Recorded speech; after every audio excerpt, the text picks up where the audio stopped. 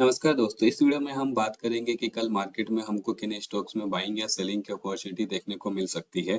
और इसके अलावा हम ये भी देखेंगे कि मार्केट ऑल टाइम हाई पे चला गया है तो हमको किन बातों का ध्यान रखना है, कैसे हमको बाइंग या सेलिंग करनी है। ये जो स्टॉक पिक किए हैं वो है अंबुजा सीमेंट और महिंद्रा एंड महिंद्रा। इन दोनों स्टॉक्स का हम price action based technical analysis करेंगे और इनके चार्ट पे हम प्राइस का लेवल पता करेंगे जहां से हमको एक अच्छा अपसाइड या डाउनसाइड मूवमेंट देखने को मिल सकता है। तो फ्रेंड्स, मेरा नाम है राजीव और वेलकम टू माय चैनल न्यास ट्रेडिंग। तो चलिए शुरू करते हैं इन दोनों स्टॉक्स का चार्ट एनालिसिस। सबसे पहले हम बात करेंगे अंबुजा सीमेंट की।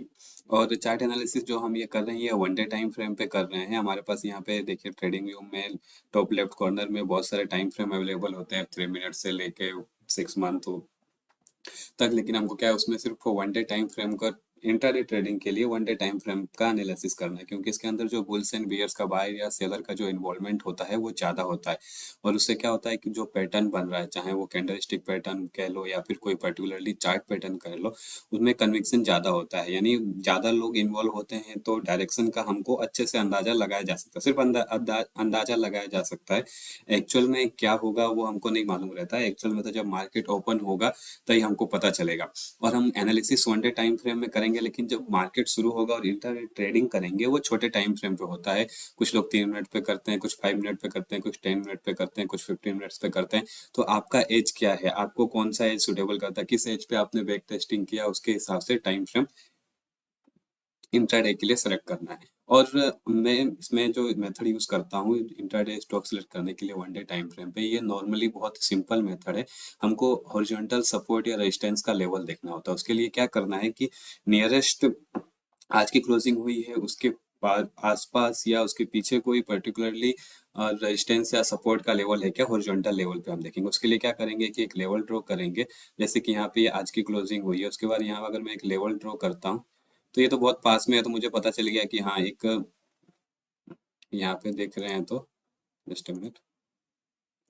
देखिए यहाँ पहले रेजिस्टेंस का लेवल था, फिर वापस इसने एक छोटा सा न्यू पैटर्न बनाया जिसको राउंडिंग बॉटम पैटर्न कहते हैं और वापस उसी अपने रेजिस्टेंस के लेवल पे आके खड़ा हुआ, मतलब एक अपने क्रूशियल रेजिस्टेंस के लेवल पे है। तो कल दो चीजें हो सकती है मार्केट में, या तो मार्केट, क्योंकि वैसे भी मार्केट ऑल टाइम हाई है, तो हो सकता है प्रॉफिट बुकिंग शुरू हो जाए या फिर बाइंग कंटिन्यू रह गया के साथ वापस बाइंग होने लग जाए। तो क्या करेगा कल, ये जो इसका रेजिस्टेंस का लेवल है अगर इसको ब्रेक कर देता है और प्राइस एक्शन बनाते हुए रिटेस्ट करते हुए ऊपर जाता है तो हम हायर हाई पे इसमें एंट्री लेंगे और ये जो स्विंग लो होगा हमारा स्टॉप लॉस रहेगा।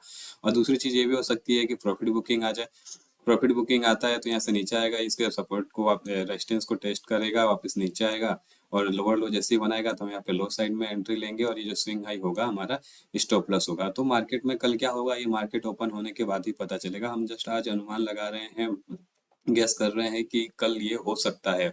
दोनों डायरेक्शन में भी, जिस डायरेक्शन में भी जाए उस डायरेक्शन में हमको ट्रेड लेने के लिए तैयार रहना होता है, क्योंकि मार्केट क्या करेगा हमको नहीं पता है। जिस डायरेक्शन में जाए उस डायरेक्शन के साथ हमको ट्रेड करना है। तो इसके लिए जो मैंने लेवल डिफाइन किया है, बाय का रहेगा वो 524 का और सेल का रहेगा बिलो 516 का। और हमको स्टॉप लॉस अपने टोटल कैपिटल का लेस देन 1% लगाना है और रिस्क रिवॉर्ड रेशियो मिनिमम 1:1 रखना है। और स्टॉप लॉस हमेशा नियरेस्ट स्विंग लो या स्विंग हाई पे, जैसे ये मार्केट ये ऊपर जा रहा है और जैसे यहाँ पे एंट्री ली है तो ये जो इसका नियरेस्ट स्विंग लो बनेगा यहाँ पे हम स्टॉप लॉस लगाएंगे। और ये इसका जो डिस्टेंस रहेगा, मतलब कितना पॉइंट है और कितने नंबर ऑफ शेयर है, उसके लिए हमारा टोटल कैपिटल का लेस देन 1% होना चाहिए। कैपिटल जितना हम स्टॉप लॉस लगा रहे हैं वो लेस देन 1% ही होना चाहिए। मान लीजिए आपके पास अगर 10,000 का कैपिटल है तो हमारा एक ट्रेड में स्टॉप लॉस सिर्फ 100 रुपीज का ही होना चाहिए, उससे ज्यादा का नहीं होना चाहिए। उसके हिसाब से हमको पोजिशन साइड डिसाइड करनी है।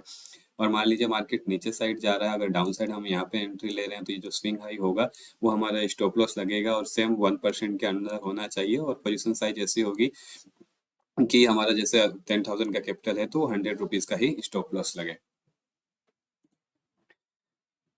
तो फ्रेंड्स अब बात करते हैं महिंद्रा एंड महिंद्रा की। और आगे बढ़ने से पहले अगर आपको कुछ वीडियो में नया चीज सीखने को मिल रहा हो तो इस वीडियो को लाइक करिए, चैनल को सब्सक्राइब करिए, ताकि आपको रेगुलर बेस पे जो हम वीडियो बनाते हैं वो मिलती रहे। अब बात करते हैं महिंद्रा एंड महिंद्रा की। महिंद्रा महिंद्रा में भी हम वही चीज देखेंगे कि जो आज की क्लोजिंग हुई है उसके पास अगर लेवल ड्रॉ करके देखते हैं तो कोई सपोर्ट या रेजिस्टेंस का लेवल निकल के आ रहा है, क्योंकि ये इसने बुलिश क्लोजिंग दी है, ऊपर साइड अप साइड में क्लोजिंग दी है, तो एक रेजिस्टेंस का लेवल इसमें भी निकल के आ रहा है पिछले यहाँ पे ये रेजिस्टेंस है और वापस अगेन छोटे टाइम फ्रेम पे एक वी रिकवरी दी हुई है इसने वी शेप की। इसको राउंडिंग बॉटम भी बोल सकते हैं, जो कि एक बुलिश पैटर्न होता है।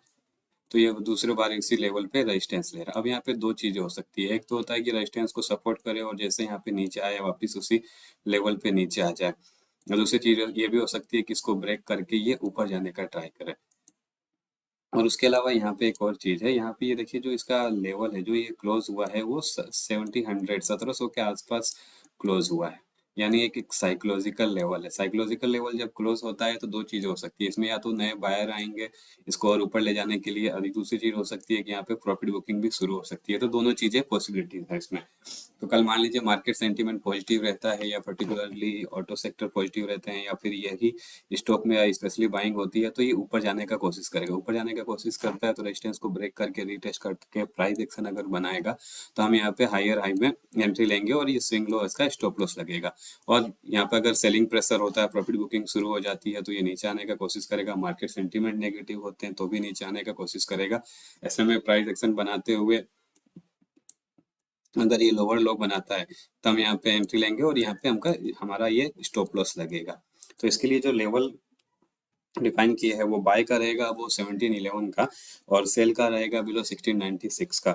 और हमको हमेशा की तरह अपना स्टॉप लॉस टोटल कैपिटल का लेस देन 1% लगाना है, और रिस्क रिवॉर्ड रेशियो मिनिमम 1:1 रखना ही है, चाहे जो हो जाए। जब तक हमारा रिस्क रिवॉर्ड रेशियो 1:1 नहीं अचीव होता है तो हमको जल्दी से स्टॉप प्रॉफिट बुक नहीं कर लेना है, और हमको जब तक टारगेट अचीव नहीं होता हमारा 1:1 तब तक मार्केट में बने रहना है, चाहे हमारा स्टॉप लॉस हिट हो जाए।